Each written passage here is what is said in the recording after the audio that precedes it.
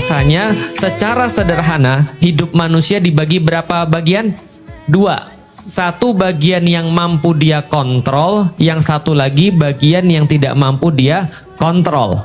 Yang takdir yang mana, ibu-ibu sekalian, bapak-bapak sekalian? Yang mampu dikontrol atau tidak mampu dikontrol? Tidak mampu dikontrol, dikendalikan, itu namanya takdir. Maka kita nggak mikirin soalan takdir. Allah perintahkan di dalam Al-Quran, jangan mikirin soalan takdir. Takdir itu jangan dipikirin, takdir itu diimani. Bisa difahami ya? Jangan dipikirin. Makanya Rasulullah Shallallahu Alaihi Wasallam pernah bersabda kepada kita, kalau sudah muncul dua pembicaraan, hentikan. Satu, pembicaraan tentang takdir, hentikan, nggak manfaat. Karena takdir itu bukan dibicarakan, bukan dipikirkan, tapi diimani. Mau gimana lagi?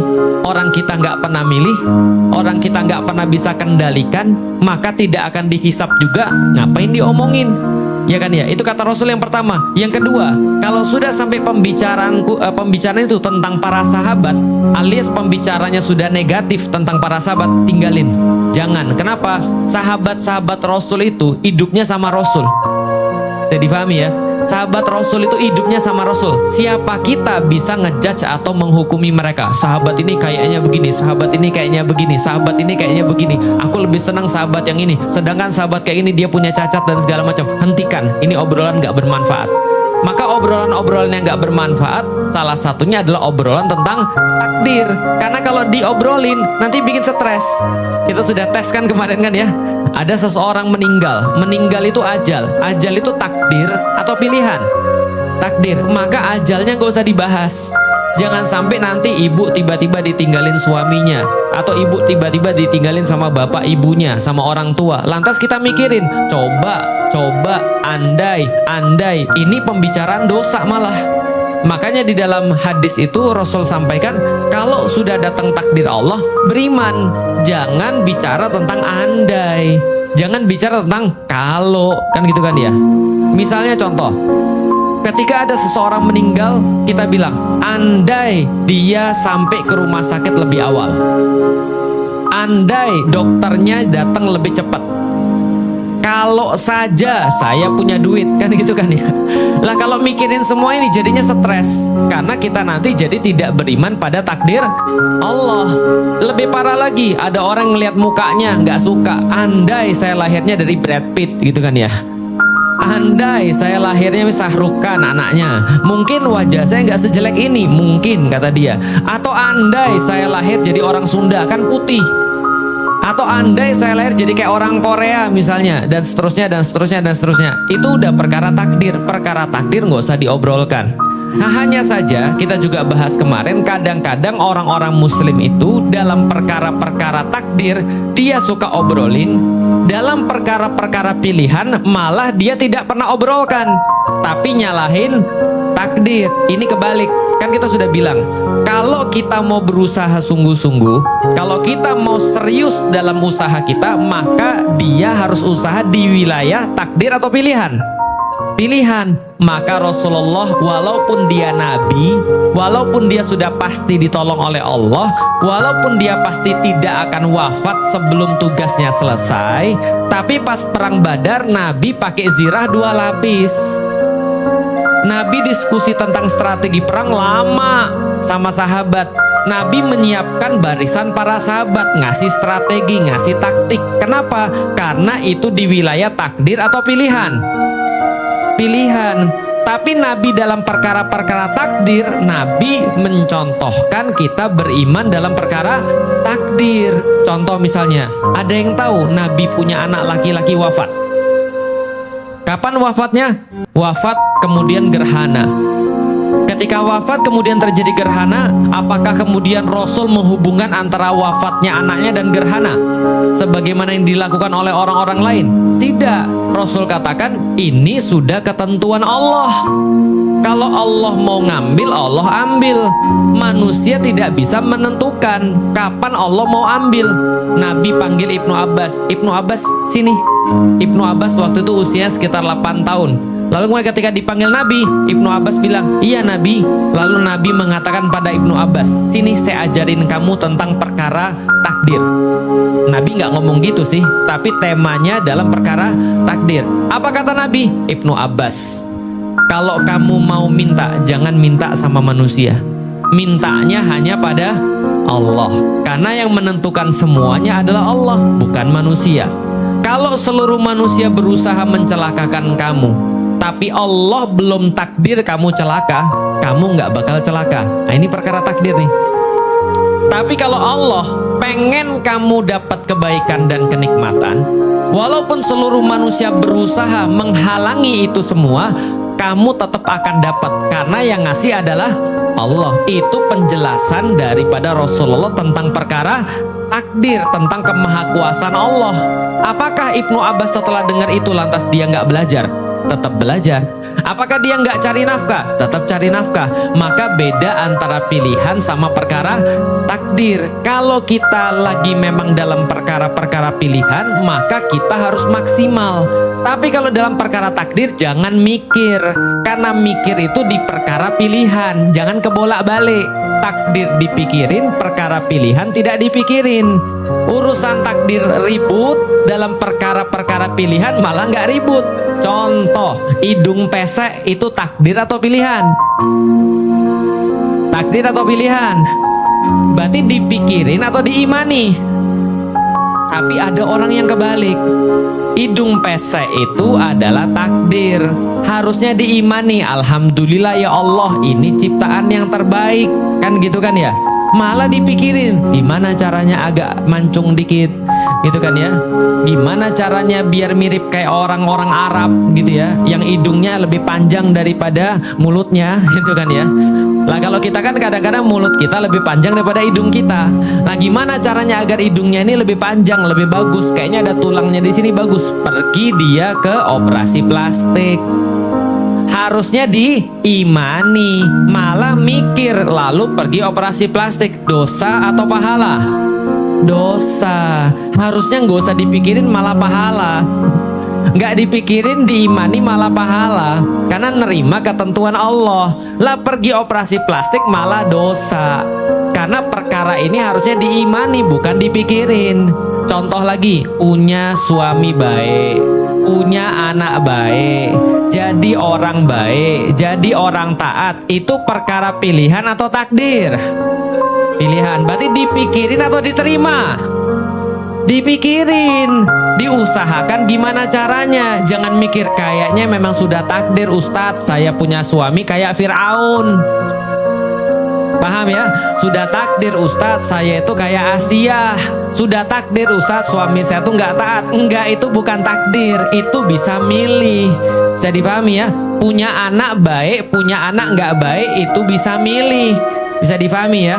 Tapi kadang-kadang ada memang yang takdir dan harus diterima. Contoh, punya anak yang memang secara fisik berkebutuhan khusus. Itu ada tuh orang-orang kayak gitu. Ada seorang ada seorang ibu bawa anaknya berkebutuhan khusus. Saya sampaikan itu sudah tiket surga bagi ibu. Kalau ibu menerima, karena ibu nggak pernah minta. Tapi siapa yang ngasih? Allah. Berarti ini adalah takdir. Maka anak ini datang kepada kita berkeperluan khusus, itu bukan urusan dia, tapi urusan kita. Maka ketika kita ngelihat anak kita, kalau memang sudah secara fisik berkeperluan khusus, itu takdir atau pilihan? Takdir. Diterima atau dipikirin? Kalau dipikirin apa yang terjadi? Allah nggak adil. Betul kan ya? Kita udah cerita Allah nggak adil. Saya tuh berusaha baik loh ya Allah. Saya tuh udah ikut pengajian loh setiap Senin. Bahkan saya tuh kalau ada waktu kurban, saya kurban loh ya Allah. Kalau saya Idul Fitri itu saya rajin loh, tahajud saya nggak putus. Kok tiba-tiba saya punya anak saya kemudian berkeperluan khusus? Allah nggak adil. Sementara ada anak orang zina, anaknya normal, kan gitu kan ya? Makanya kalau takdir itu dipikirin, parah jadinya. Nanti kita pasti nggak akan menerima. Makanya di dalam Islam itu Allah ngasih orang muslim tuh ada 2 wilayah. Kalau wilayah-wilayah yang kamu bisa pikirin, kamu pikirin sebaik-baiknya. Tapi kalau sudah tidak bisa dikendalikan, kamu tidak punya efek terhadap itu, kamu terima saja. Karena dengan kamu terima, itu sudah pahala bagi kamu. Bisa dipahami Bapak Ibu sekalian? Kadang-kadang itu nggak cuma satu peristiwa terpisah, tapi satu peristiwa nyambung. Contoh, Bapak Ibu pernah main panah? Pernah main panah? Belum, tapi udah pernah ngeliat orang panah? Orang muslim kalau main panah itu pelajaran takdir yang sangat bagus. Kenapa? Orang muslim kalau main panah itu kita ngajarin begini. Namanya memanah, dari narik anak panah sampai ke ujung, sampai lepas, itu usaha kita. Itu adalah usaha kita. Begitu anak panahnya sudah kita lepas, maka kemanapun anak panah itu mendarat, itu takdir. Jelas sampai di sini? Jelas ya? Berarti yang kita pikirin apa? Milih busurnya, milih anak panahnya, teknik nariknya, teknik lepasnya, teknik manahnya. Itu yang kita pelajari sampai benar-benar. Imam Syafi'i tahu ya, ahli fikih, itu ahli panah juga. Beliau itu kalau nembak anak panah, 10 anak panah, yang lolos cuma 1. Itu pun dia sengaja, supaya orang-orang lain nggak, wah terpesona, wah ternyata tepat semua. Enggak. Beliau itu sengaja 1 dilepaskan. Beliau latihannya setiap subuh, 1 hari kira-kira ada yang mengatakan 150 anak panah ditembakkan. Berarti ketika dia narik, dia latihan. Di situ titik latihan, di situ titik usaha. Begitu sudah lepas, itu tak. Maka kalau kena tepat, itu karena kita, karena Allah. Maka kalau orang muslim manah kena tepat, alhamdulillah. Alhamdulillah, itu semua dari Allah, bukan saya. Saya mah cuma narik dan lepas aja. Kenanya itu adalah alhamdulillah, itu karena Allah. Kalau nggak kena, alhamdulillah juga, bukan urusan saya juga. Karena urusan saya cuma sampai lepas aja. Kalau nggak dapat, nggak kena, alhamdulillah, nggak ada yang jelek bagi orang muslim. Kena itu adalah Allah, dia nggak jumawa, dia nggak merasa sombong, dia nggak merasa arogan. Nggak kena, dia juga nggak kecewa, karena pahalanya sudah sampai lepas doang. Paham sampai di sini Bapak Ibu sekalian? Artinya apa? Itu pemahaman takdir. Kalau orang barat beda. Orang barat narik anak panah sampai lepas, sampai nyampe, itu usaha dia. Ini bedanya orang yang nggak paham takdir nih. Saya itu narik, kalau saya nggak tepat pasti salah saya. Saya harus caranya gimana biar tepat. Pokoknya biar tepat gimana. Maka begitu nggak tepat, sudah usaha keras, dia nyalain diri dia sendiri. Dia stres. Penyakit zaman sekarang ibu-ibu sekalian lebih banyak penyakit fisik atau non fisik? Penyakit badan atau penyakit pikiran? Itu kenapa? Karena orang barat terlalu bergantung pada dirinya sendiri. Kalau berhasil, aku tunjuk diri. Ini karena aku kita bisa kaya. Karena aku kita bisa punya rumah. Karena aku kita bisa langgeng pernikahan kita. Karena aku anak-anak kita jadi. Dia akan tepuk dada, tunjuk diri. Tapi begitu dia nggak dapat, apa yang terjadi? Stres. Itu orang yang nggak punya Tuhan. Itu orang yang nggak paham tentang perkara takdir. Itulah kenapa perkara takdir itu penting banget. Kalau orang salah paham tentang perkara takdir, dia pasti stres. Tapi kalau ada orang paham perkara takdir, dia anti stres. Tapi jangan jadi orang malas juga. Ini kan saya ulangi berkali-kali ya. Orang barat percaya Tuhan atau tidak? Tidak. Semuanya karena siapa? Aku. Sementara ada sebaliknya, orang yang pemahaman takdirnya juga salah. Semuanya karena Allah. Semuanya karena Allah. Kenapa dia nggak sholat ya? Nggak apa-apa, itu Allah belum bukakan bagi dia. Oh gitu. Itu kenapa anaknya nggak sholat ya? Nggak apa-apa, mungkin Allah belum kasih hidayah. Betul gitu? Itu kenapa ya suaminya judi ya? Nggak apa-apa, sudah takdir. Itu kenapa suaminya selingkuh? Sudah tertulis di Lauhul Mahfud. Ujung-ujungnya dia jadi males. Ujungnya dia cuma doa doang. Ujung-ujungnya dia cuma tawakal doang, tapi nggak ada usaha. Ingat kita sudah bahas kemarin, sebuah doa tanpa usaha itu males. Orang doa tanpa usaha itu bohong. Tapi kalau orang usaha tanpa doa sombong. Mau jadi yang mana? Maka semakin tinggi doa, harusnya semakin tinggi usaha. Itu baru benar, baru pemahaman tentang takdirnya bagus. Bisa dipahami ya? Ada orang, ibu, saya mau jadi juara 1 se-Bogor Raya. Oh bagus. Nah, kenapa nggak belajar? Ya kalau memang Allah sudah takdirin saya juara se-Bogor Raya, ya saya juara juga.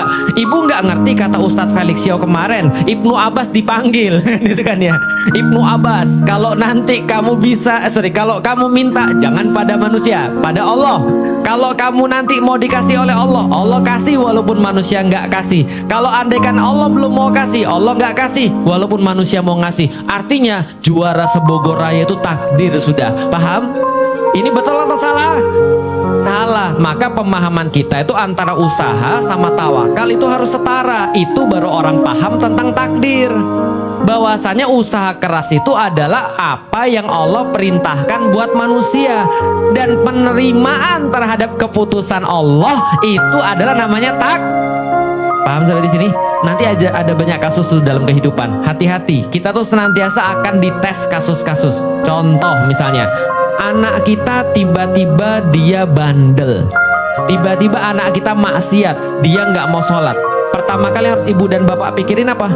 Pertama kali harus kita pikirin adalah satu, saya salah apa? Saya problemnya apa?